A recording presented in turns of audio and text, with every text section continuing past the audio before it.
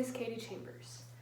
Buddhism is a religion which was started in India by Buddha Shakyamuni and has become popular across the world. There are about 350 million followers worldwide and 1 million followers in North America. The religion is most popular in East and Southeast Asia, but it is now spreading to the West as well. In the United States, a large portion of Buddhists live in California.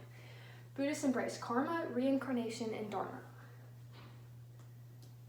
Buddhists focus on living life with a peaceful and positive mind. The religion lays out a path to follow that guarantees them the eternal happiness of enlightenment. Buddhists are very unique in that they don't acknowledge a god or deity. To achieve this happiness, they must overcome all of their negative emotions by participating in activities such as meditation. Buddhists view meditation as a way to dive into and work on their own minds. To advance in their meditation, they must have faith in Buddha, Dharma, and Sangha. Every Buddhist can experience nirvana, which signifies purity of the mind and perfection. And this is a picture of the statue of Buddha. Good morning. My name is Mackenzie Totaro, and today I will discuss the dietary restrictions of a Buddhist and where these restrictions come from.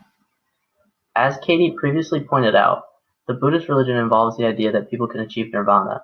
This is a state of purity of their minds and all-around perfection. To work towards achieving this state, they do not consume meat or its byproducts, poultry, fish, eggs, alliums, which are plants such as garlic, onions, or chives, or intoxicating beverages. Smoking, however, is not explicitly banned and can be found in many Buddhist communities. According to Buddhists, they do not consume the flesh of animals because it destroys the seeds of compassion.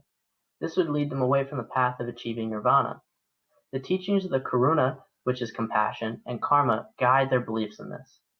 As for allium vegetables, it is stated in the Shuragama Sutra that vegetables like garlic, onions, and other such vegetables create lust and are generally unclean. And for a Buddhist, if their bodies and minds are unclean, they cannot purify themselves through their religious teachings. These ideas explain the reasoning behind not drinking alcoholic beverages as well. They believe these beverages dirty a person's mind and prevent the individual from becoming purified. The reasons behind most of their diet and other religious practices can be summarized as wanting to clean their bodies and minds as best as they can. Having a clear mind and healthy body allows them to become closer and closer to achieving nirvana. Howdy, my name is Abigail Drago, and I will be presenting on food preparation methods and critical control points of the Buddhist diet. Most often in households that practice Buddhism, food is prepared by stir-frying, steaming, or boiling. These methods allow for more retention of nutrients. Food should also be stirred constantly while cooking and removed from the heat immediately when it is finished. This is done in accordance with Buddhist doctrine. Critical control points are employed in the Buddhist diet due to their belief of karma, as explained previously. These control points are similar to the previous slide in not leaving food heating or letting food sit without stirring it.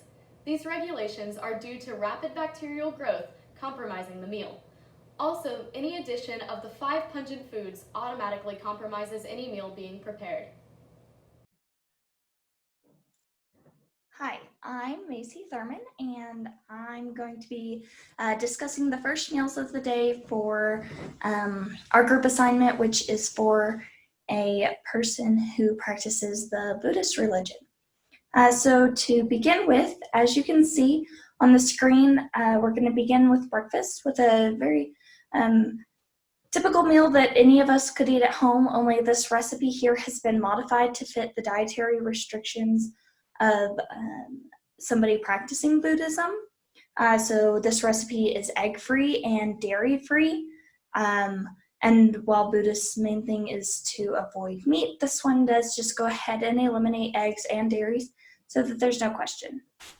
All right, so to begin with, just in a bowl, you're going to combine all of your ingredients such as flour, sugar, baking powder, and salt. Just mix it lightly together. Then after that, you're going to just simply heat up 1 tablespoon of oil on a pan, get the pan nice and hot, and then pour about 1/4 cup of batter into the pan. And then just heat the pancakes up until they're golden brown on each side or until they're to the consistency that you prefer. Then So as you can see here, all of the ingredients are listed, and this is just a nice meal to start the day and get going. Now, a healthier option that can also be used for somebody practicing the Buddhist religion, and I chose this one as a brunch option because it can actually be more of a breakfast item, or if you add beans in a tortilla, it could even become more of a lunch option. This is going to be a tofu scramble, so instead of using eggs, you'll be using tofu, and again, all of the ingredients are going to be listed on the left side of the screen, and you're going to just kind of cook it all in the pan on the side. The specific directions are again written out here on the screen, but this meal is a little bit higher in protein and has a little bit more nutritional value than the pancakes that we looked at just a moment ago. So these are just two great meal options to start the day. Again, this one can be a little bit more of a lunch item if you prefer something more mid-morning kind of and can't decide if you want breakfast or lunch. So thank you. Hello, I'm Elizabeth Weisner, and for the dinner portion of our Buddhist one-day meal plan, we chose Lohan Sai. More commonly, it's known as monk's food or Buddhist delight, as it was traditionally enjoyed by the monks, but has now become a popular dish worldwide. So this dish consists of about 18 different vegetables, and it's in a soy-based sauce, so you can choose as many vegetables as you want. This isn't a very precise dish, but some options are Chinese cabbage, shiitake mushroom, straw mushroom, wood ear mushroom, snow peas, carrots, baby corn, water chestnuts, bamboo shoots, bean sprouts, and there's a bunch of others. Typically this dish has tofu in it as well to get the protein, and the sauce consists of a fermented bean curd, sesame oil, and soy sauce. So to prepare this dish, you just heat up a wok and combine all the ingredients and cook until it is cooked all the way through. The vegetables are cooked all the way through.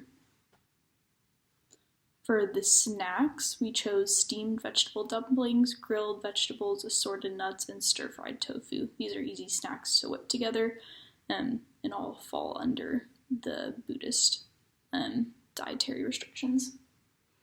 For drinks, it's very simple. They can consume water, soy milk, teas, and coffee.